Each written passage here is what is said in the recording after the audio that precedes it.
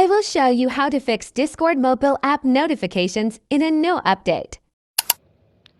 Open your Discord app, then click on the profile button below.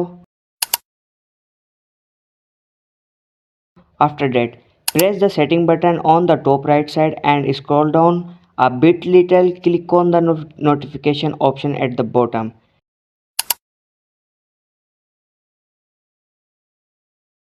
Then enable this three option and click on the get notification outside of Discord.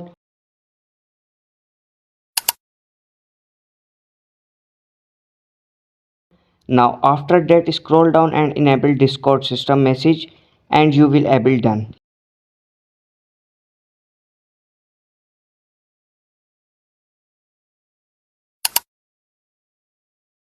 If you like the video, then like, subscribe, share and subscribe the page for more videos.